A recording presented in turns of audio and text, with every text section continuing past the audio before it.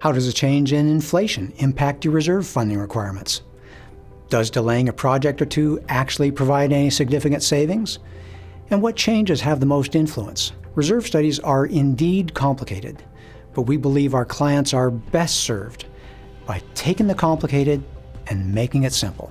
Watch over the shoulder of two experienced reserve specialists, Jim Talaga and myself, as we tear apart two very real reserve studies, one for a 34-unit, 5-building townhome, and the other for a much more complicated 134-unit, 33-story high-rise. You'll learn how we look at components, which ones are most significant, and how we fit them all together most efficiently. You'll also see us develop the funding plan, watching the influence of different starting balances, interest and inflation choices, and funding goals.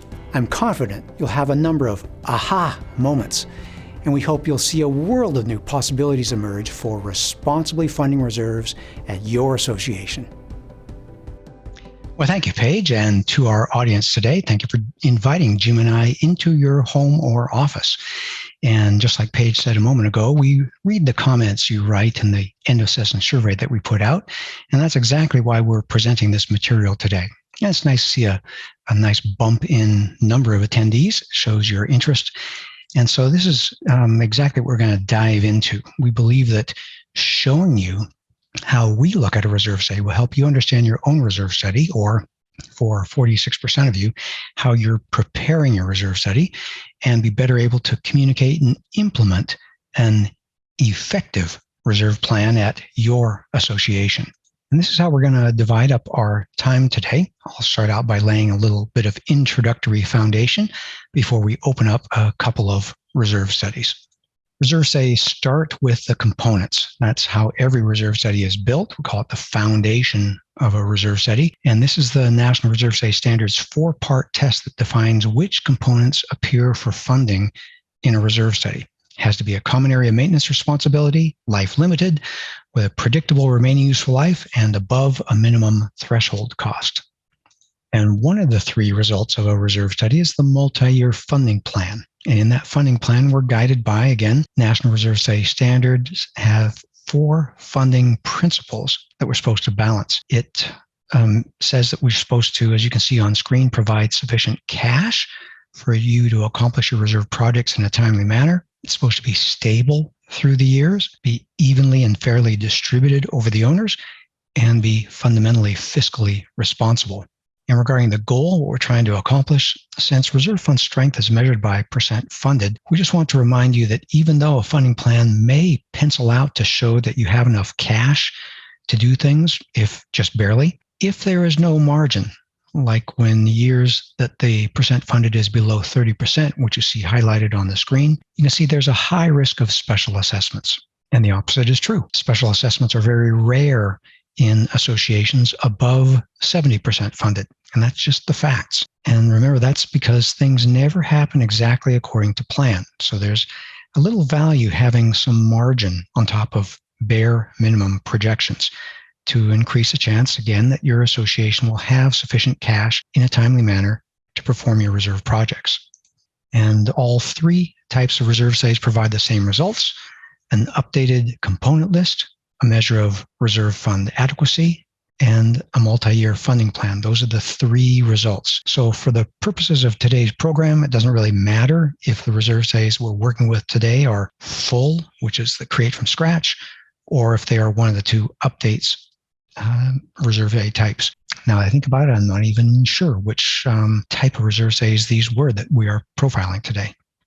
And it's important to remember that success happens when you update your reserve study regularly. And that's the number one key that came out of the Breaking Point. It's a national research study that came out in 2000, April 2000, as I recall. And it says that the 4-part key to getting successfully into the future is update your reserve study, fund your reserves as recommended, put the cash there, spend the reserves as recommended, do your projects, take care of the building, and perform periodic structural inspections by an architect or engineer. And I want to just touch on that point for just a moment. Engineering reports are a different thing than a reserve study. They're fundamentally different. A reserve study is a budget and cash management tool, as you can see here, and infrastructure report is just that, a structural analysis. They're prepared by different skill sets for different purposes at different intervals and at very different price points. So what we'll be diving into today are going to be reserve studies, your budget and cash management plan for handling the major predictable projects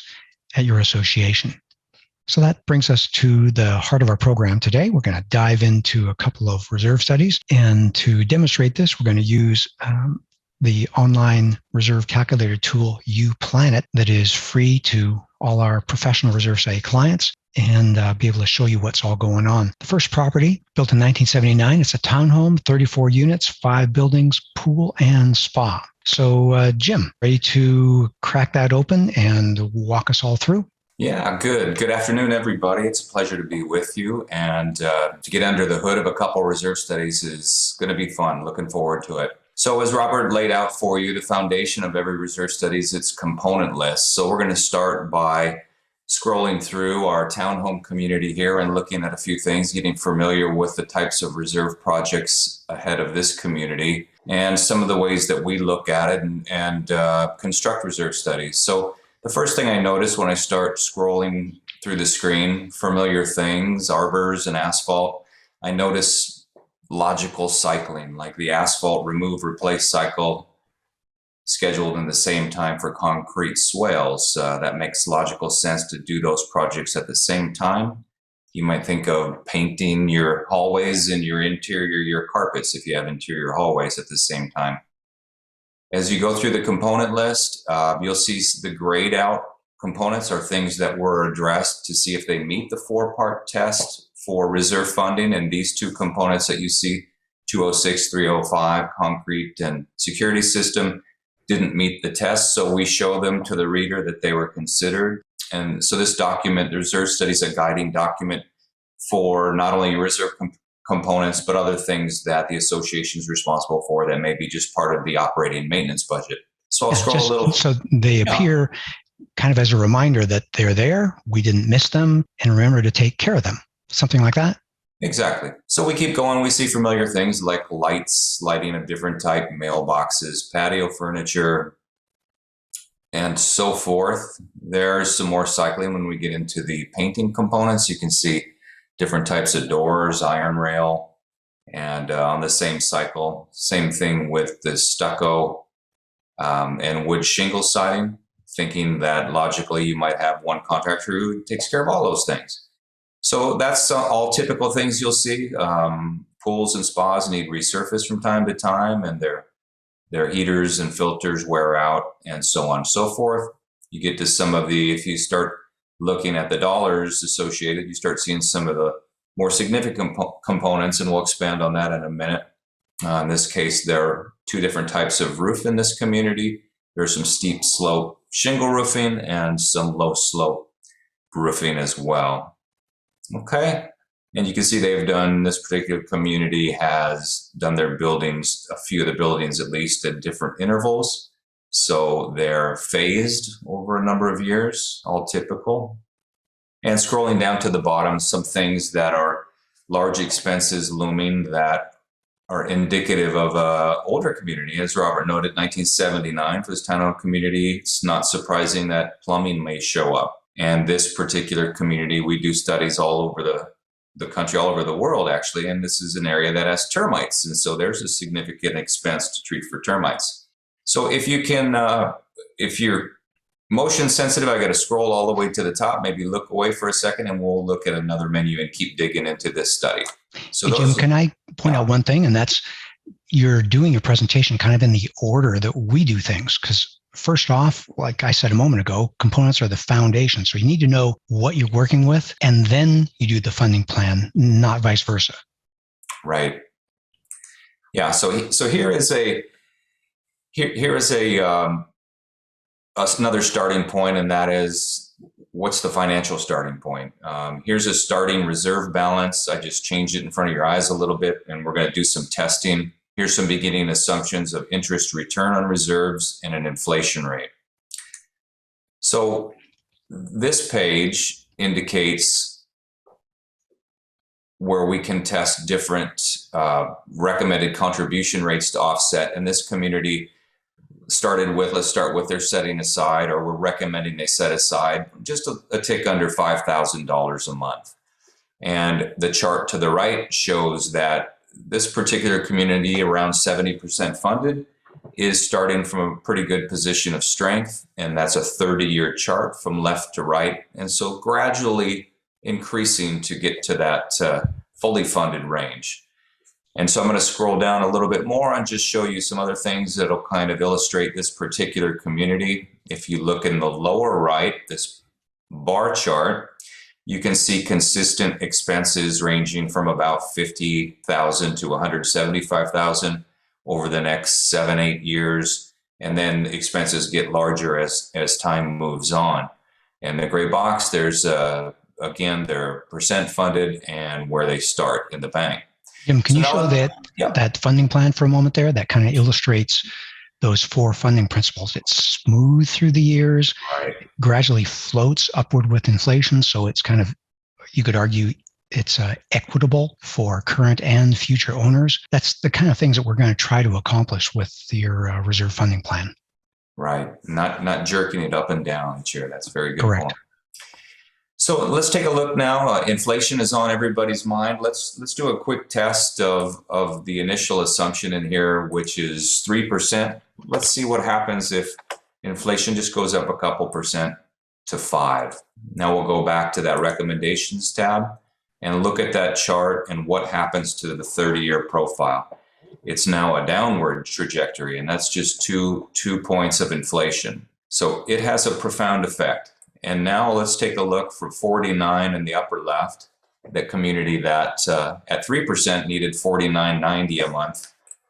Let's see what happens at 5% inflation and what they'll need to achieve the same kind of objective. Wow, it overshoots. Yeah. Yeah, and may need some massaging there, but right. The point is it's going to take significantly more higher reserve funding to pay for those very expensive inflated costs in the future. Yeah.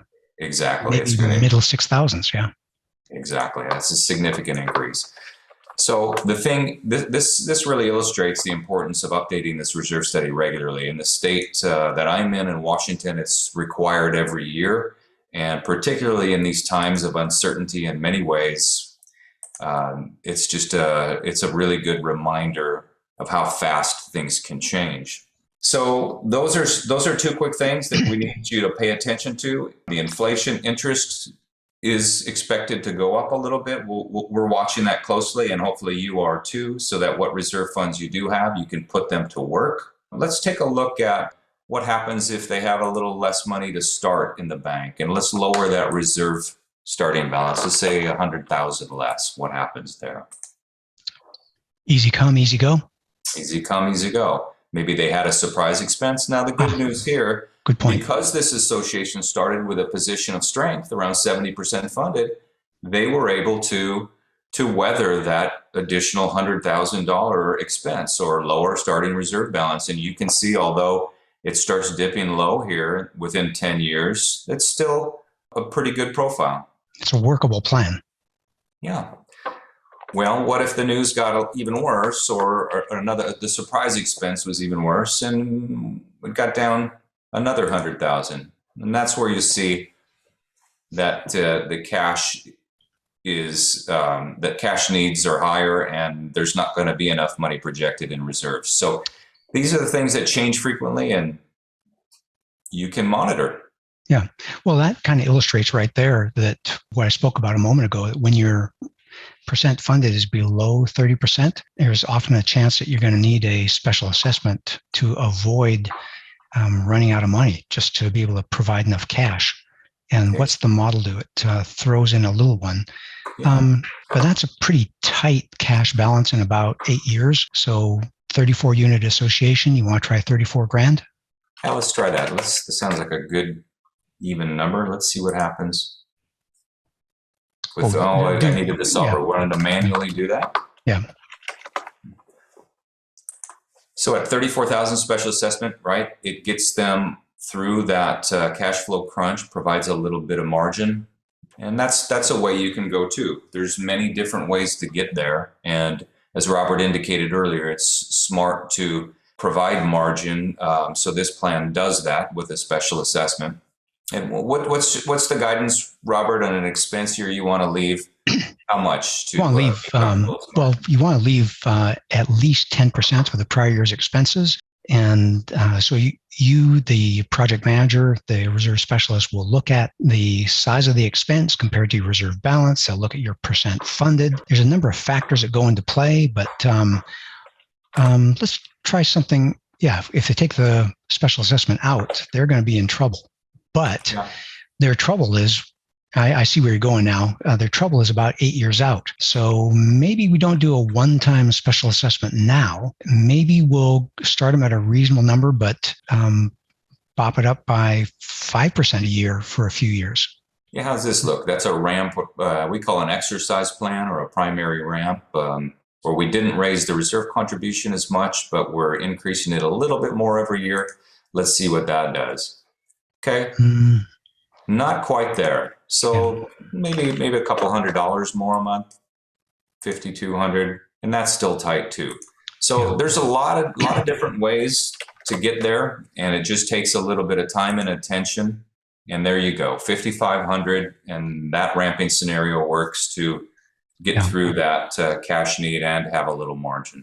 Yeah, and then we can do some more finessing to slow it down after that. But I guess what we want to show here is that there are a lot of ways to get to the future. And if you're wondering how to get there, by all means, reach out to your project manager, your reserve specialist on your team. And another thing is that we may contact you when we are trying to figure out how sensitive is the association to a one-time special assessment versus 5 years of temporary high assessments versus what Jim said, an exercise plan where we start low now. If the board has committed to a certain number, can we float that upward more than the rate of inflation for a few years?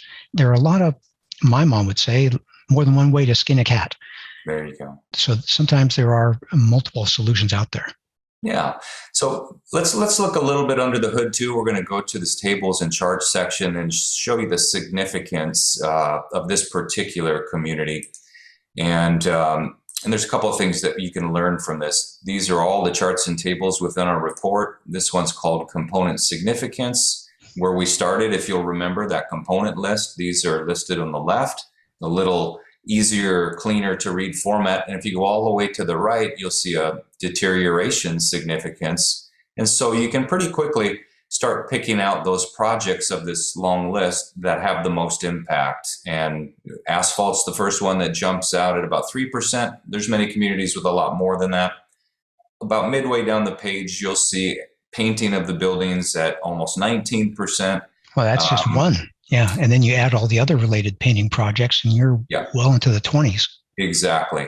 So you can find this information typically in any reserve study, and those can provide some focus for you. Talked about this in the morning webinar. I've written about it for years. There's 7: painting, roofing, asphalt, siding, windows, decks, and plumbing. Those are the 7 in this type of community that I often see. And then if you're in a high rise or a mid rise, you'll supplant a couple of those with mechanical and elevators, or if you're in a large HOA, we call it in Washington, or PUD, you may have a lot of private roads or a clubhouse or something like that.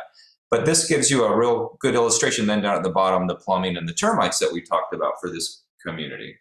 Yeah, very real components. Every association's blend is going to be a little different, but townhomes, as Jim mentioned, typical list. We'll put that list in the outline from the end of the program, and links to some other articles. So we'll help you understand what's going on, but we want you to appreciate that if you're trying to solve a problem, that significance table helps you understand which components are going to make all the difference. Fantastic. So if you want to take it back, Robert, and then we'll get Jim, to the high rise a little bit. Yeah, why don't you just jump right into the high rise? Okay, why don't we do that? We have a online portal for our clients. This is a typical profile for a portfolio manager that does a number of work through our company. And these are some sample reports here that we've structured for the purpose of this demo and some other demos. And so first thing you do, you log in to the client center, we call it, and you select the property. So you can select the high rise, and then you can see the reserve study that we just completed. There's a tab there to work on user accounts, so you can assign access to some board members, and then I'll hand it back to you, you plan it. Sounds good. Right. All right, so let's set the stage for this property, which is going to have a lot more going on. This is a high-rise, 33 stories, built in 1981, 134 units, has a pool on the 33rd floor and spa, and 3 elevators and typical high-rise mechanical equipment. So as we go through this component list, you're going to just see a lot more stuff. Pay attention to again, the grade areas are not funded for, but they were considered. Look at things in here like the schedules and the scope, the costs associated, and you can start picking out the larger items. They've got outside tennis court, nice courtyard, very nice barbecue area. Then you start getting into the really expensive stuff on the building exterior. You've of course got roof on top, and this is a painted high-rise work that's continuous on the for waterproofing and caulking and window stuff. That's a good example of a we call it an allowance project, where you're not doing it all at once, but a little bit at a time, that takes you through the years, through the time, and keeps on top of ongoing deterioration. Right. Every property is different. Every property has a different story. Oh, and then there's another one there, 547, courtyard upgrade, 35-year useful life, 31 years remaining. So just want to let everyone know there is no magical limit at 30 years. Right. It can go beyond that. And just if anybody's curious, this is the waterproofing. You know, you get outside, and you have this nice courtyard I mentioned with the barbecue, and it has beautiful plantings and trees. Well, underneath it is a parking garage, and sandwiched in between those plantings and the barbecue is some waterproofing layers that will need to be redone from time to time. And this is a little over a 40-year-old building now. As we go through other things that'll look familiar to you, you've got carpet inside, a lot of here's a staged project, phased project of the residential hallways. You'll see lobby work, all kind of normal things. They've got a guest suite in this building, very nice. Exercise, there's the pool that I mentioned. It's a pretty cool thing to have a pool on the 33rd floor. And then a variety of mechanical systems, water pressure booster to get that water up high, and different pumps, boiler systems, cooling tower loop, things of that nature. And then here's these elevators and fire systems. As I look at a building like this, and most buildings, I think regardless of occupancy type or type of construction, building envelope, waterproofing, life safety, those are the things that should take the highest priority. Hey, Jim, before you scroll too much, can I get you to go down to the bottom again? Well, I'll make 2 points. One is a high-rise is going to have a very different component blend than a townhome, than a planned development or HOA. So it's not like one size fits all. And then I want to show here in the high-rise, that last component is the engineering study. Mm-hmm. And that's totally appropriate to fund through reserves. And here they've got it set at every 10 years. I'm not sure, do you recall if this property's been doing it every 10 years, or we just are getting them on cycle now? Yeah, no, they've been doing a variety of studies over the years. This is a very proactive building that has a team, and I think that's the best way to do it. Is again, your reserve study a specialist is a general practitioner, and like Robert showed in that graphic, the engineering type studies that are done less frequently then provide information for the reserve study updates. But this particular community has their roof scanned. They have building envelope inspections dropping on the side of the building every year to kind of look at the conditions. They have like I said, a variety of different experts, mechanical consultant, elevator consultant. And so those kinds of things are in the operating budget, but the more predictable and larger stuff at a defined cycle other than every year is something like this structural type study that Robert's noting. So good point. Glad you pointed that out. Are we ready to move on from this? I'm going to close my eyes as you scroll. As I scroll, I've got to get up there quick. Very good. So now let's just take a look at this same kind of base information, as we looked at in the townhome community. If you see here in the gray box, they're 40% funded, a little less percent funded strength in the townhome community. Looks like they have a lot of money, almost $1 million, but this is a high rise, and you just saw those expensive components. And if you look in the lower right, these expenses go up and down and are pretty regularly in the 6 figures, jumping up past 7 figures. What's that big one? Yeah, that's the elevator project. So Got it. That's something we'll test. We'll take a look at maybe moving around that elevator cycle. Yeah. How about you push it back a couple of years? Yeah, let's do that. Well, let's take a look at the results. So if you go up, so you've got something that's stable. This is where you've told the board, okay, you're at 30% funded now. If you want to be stable, okay, full funding. Minor overshoot at the end after 30 years, but the storyline here is we've been 40-ish% funded. We're a little nervous. There might be some surprises in the future. We want to build up our margin. What's that going to cost us? And so they went from, I think, if I recall, about $30,000 a month up to $36,000 a month. But let's look at that. And then let's go push the elevator out 2 years and see what difference that makes. Yeah, okay. Here we go. I'm going to scroll fast down to the bottom. Watch your eyes. Find the elevator. And there, it's set to happen 17 years. Let's just push out to 19 or so. Yeah, let's push it out a little bit. A couple years. Hit save. Easy. And you can see it didn't have much of an effect. It overshoots a little bit earlier here. So just that very expensive project, which is over $1 million, just moving it a year or two didn't have much of a difference. It's still there. Yeah, it's still there, and it still needs to be funded. And it's we'll look at the significance table of this too. It's a very major part of this building. A quick word on elevators. This building has 3 different cars, so they can have a little bit more leeway to have one be down while they're modernize it and do it in phases. There are some buildings. Very, very good point, because you don't want to leave people on the 33rd floor. Oh, no. Having to walk those stairs. Yeah, or if you're only a 10th floor high rise, which we do have clients with only 1 car. Now, that's something to be done more proactively. That makes you really pause when you want to go out and get some groceries. It exactly does. So let's take a look at, they were at 40% funded, and this is a client, they're sophisticated membership, and they like to keep their reserves at a threshold level. Let's just see, though, what happens if we take that down to that 30,000 range.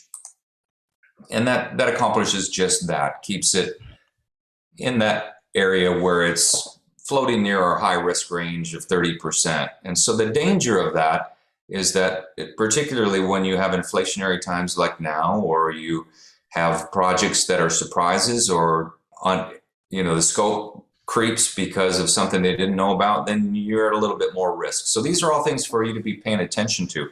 Yeah, but the point that you've made is, to this board of directors, your reserves need to be at least 30 grand, or you're going to be reducing your reserve fund strength. Right. And if you want to go all the way to full funded, then you're talking about moving from 30 grand a month up to 36 grand a month. And that's the board's decision points. Exactly right. Okay. Yeah.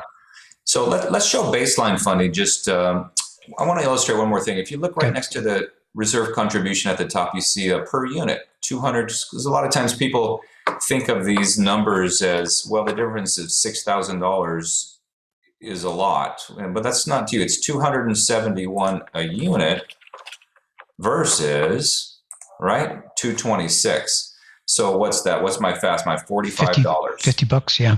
Yeah, $50. So with the risk and with the way that market perceives strong reserves at a higher resale value, a higher sale prices, then you start really thinking twice about how risky you want your reserve plan to be. So let's just click that baseline solver, and you'll see still a couple $100 a month to basically crash and burn and that's what it takes to keep this profile cash positive. So Yeah. a And lot of what people they're are doing surprised.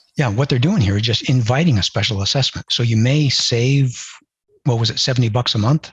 Right. But you may make it all up in the 5th or 10th or 19th year with a $10,000 per unit special assessment. Exactly.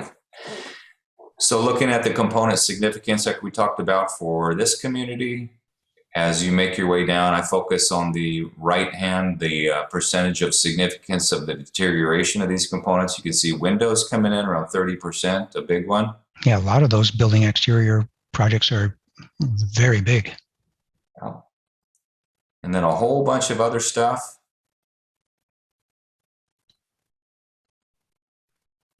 Not too many in the double digits. You got. Yeah.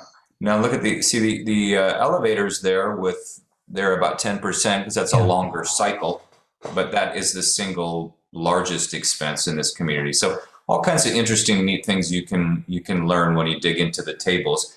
But the heart of what we're doing is, as we've illustrated, is to know what it is you're reserving for, know those components that are most significant, know how fast things can change with your decision making, know that inflation has a profound impact.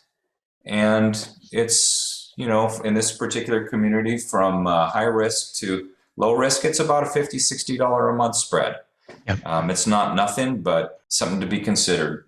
Yeah. And if your monthly assessments are the $1,000 range, that begins to look like I could go a little bit more, a little bit less. It's less than my cell phone bill.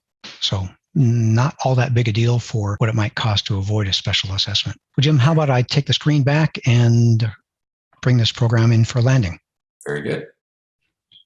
Okay, so we just finished the high-rise demo. As Jim said, 40-ish year old building, but it's what it is.